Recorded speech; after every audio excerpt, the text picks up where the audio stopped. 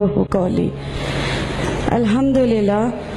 میں راحلہ سلیم ڈاکٹر محمد سلیم کی وائف ہوں. الحمدللہ ہم لوگ بھوپال سے بلونگ کرتے ہیں.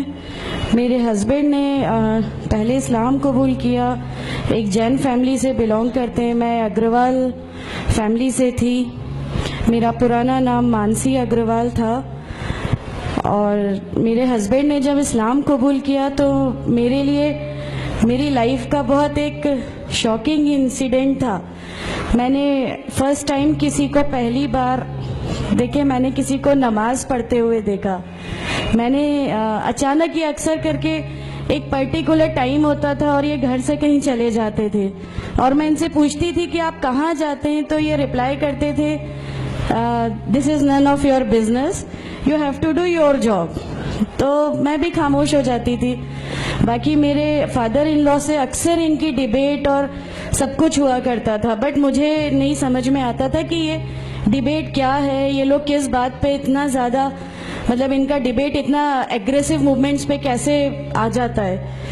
تو باقی پھر ایک دھیرے دھیرے جب مجھے یہ اسلام کے پہلے تو یہ لوگ نہیں بتائے, بٹ فرسٹ ٹائم جب میں نے ان کا فجر کی نماز تھی اور اچانک میری نیند کھلی اور میں نے ان کو نماز پڑھتے ہوئے دیکھا.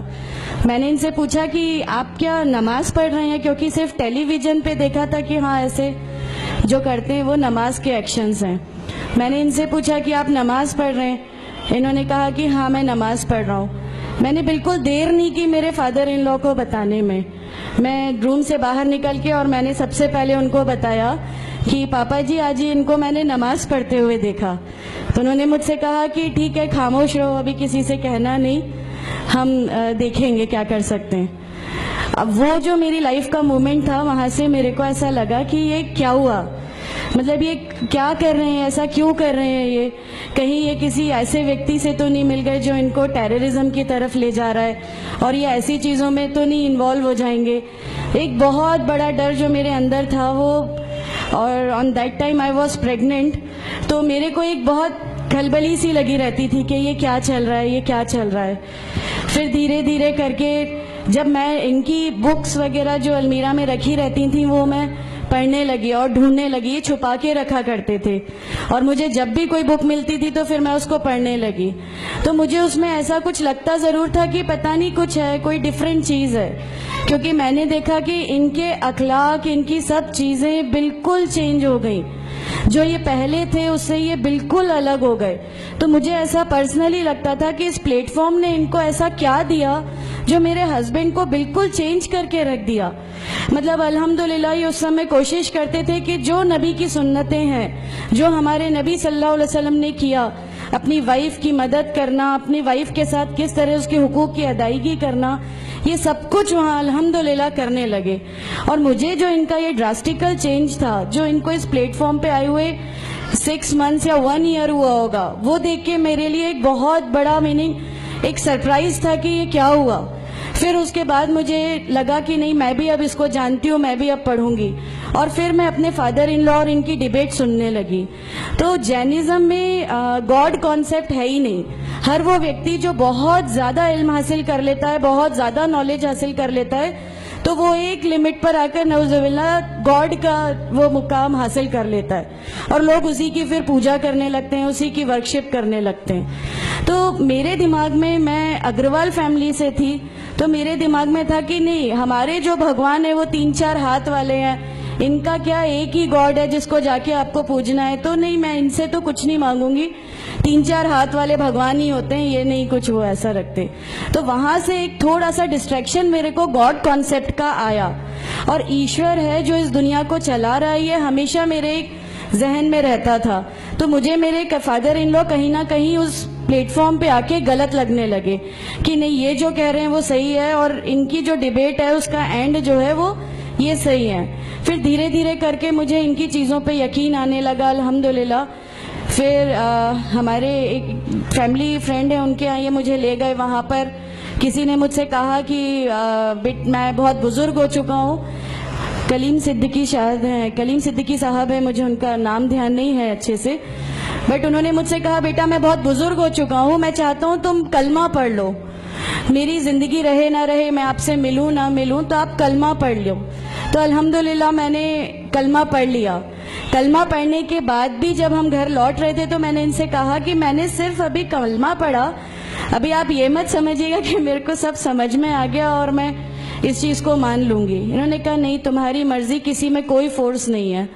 تو الحمدللہ اللہ تعالیٰ کا احسان ہے، اس کلمے کی طاقت تھی. اور یہ ہمیشہ کہتے تھے تمہیں کوئی دعا مانگنی ہے تو تہجد میں مانگا کرو. تہجد کا جو ٹائم ہوتا ہے وہ بہت قیمتی ہوتا ہے اور اس میں اللہ تعالیٰ سب کی دعائیں قبول کرتا ہے. انہوں نے مجھے ایک دعا سکھائی تھی کہ تم ایک دعا مانگو کہ یا میرے رب، اگر میرا ہسبینڈ غلط راستے پر ہے تو اس کو صحیح راستے پہ لے آ، اور اگر میں غلط راستے پہ ہوں تو مجھے صحیح راستہ دکھا دے. الحمدللہ میں یہ دعا کنٹینیو مانگتی تھی. ایک بار میری نیند الحمدللہ تہجد میں کھلی اور بس میں نارمل جیسے ایک دھیان کرتے ہیں ویسا میں بیٹھ گئی اور اپنے آپ اچانک دل چاہا کہ بس سجدہ کروں. میری زندگی کا وہ پہلا سجدہ تھا اور اس بہت لمبا سجدہ تھا، اور اس سجدے میں نے میرے رب سے کیا کیا مانگ لیا مجھے بھی نہیں یاد ہے. اور اس سمے مجھے ایسا فیل ہو رہا تھا جیسے اللہ تعالیٰ خود مجھ سے بات کر رہا ہے، اللہ میرے سوالوں کا جواب خود دے رہا ہے. الحمدللہ بس اس کے بعد تو ایسا لگا کہ نہیں، اسلام حق ہے اور اسلام پہ ہی چلنا ہے.